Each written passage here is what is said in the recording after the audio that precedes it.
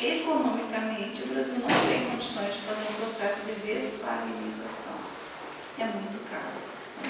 E aí 3% de água doce, que como falou, esses 3% onde está? Nos rios, são poucos, a gente tem o privilégio de ter uma batalha, né? Cidades que não tem. Tudo poluído, tudo assoreado, além dos rios, lagos, né? E a água do aquífero, tá? Mas a maior parte dessa água doce, a maior parte está nas calotas polares, nas geleiras dos icebergs, né? Então, o que sobra para a gente dessa água doce não é nem esses 3%, né?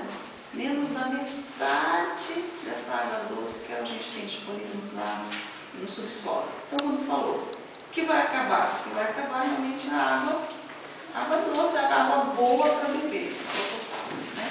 Então, as geleiras, que é a maior parte da reserva de água doce do planeta, o que está acontecendo com as geleiras?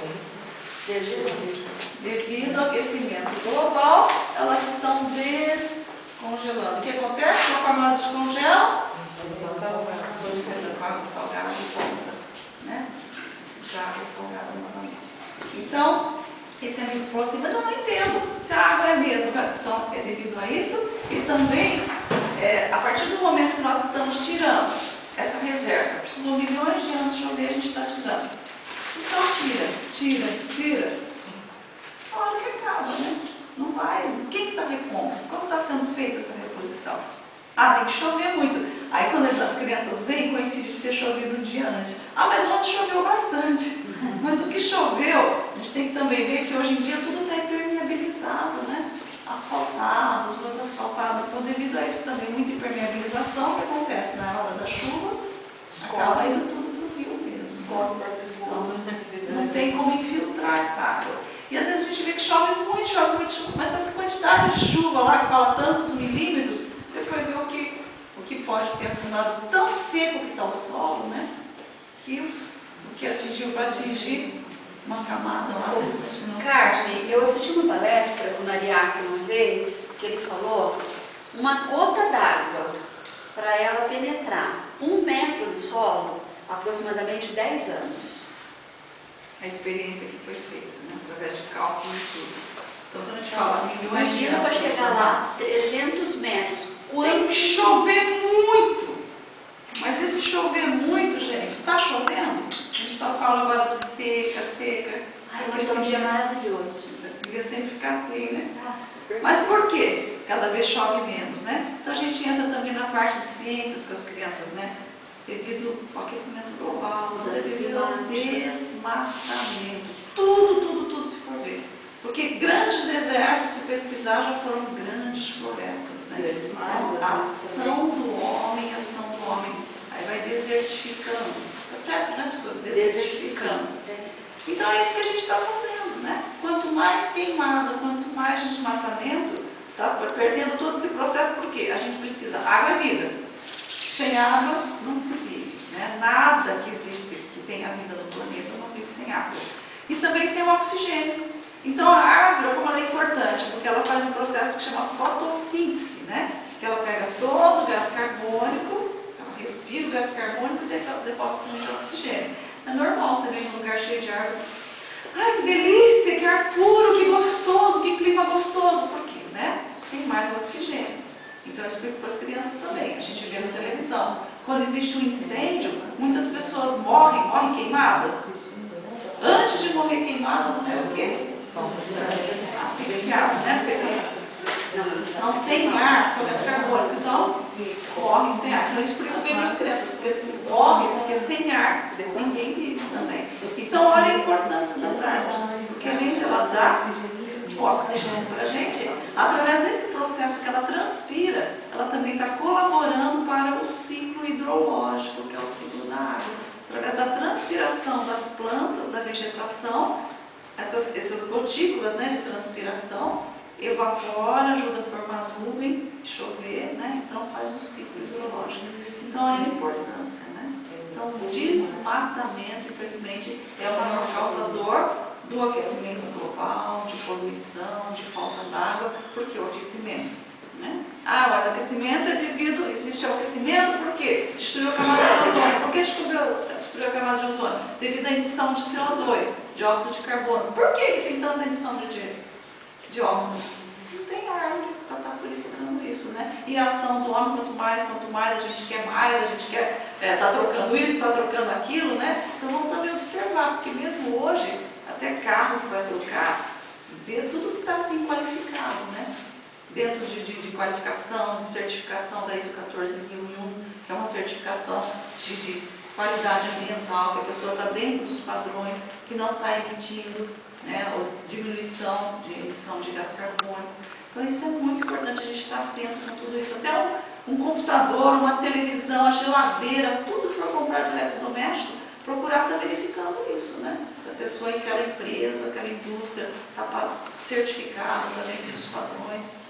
A gente está colaborando com isso, né? Você vê que indústrias que desmatam, mas o que elas estão fazendo, né, para compensação ambiental.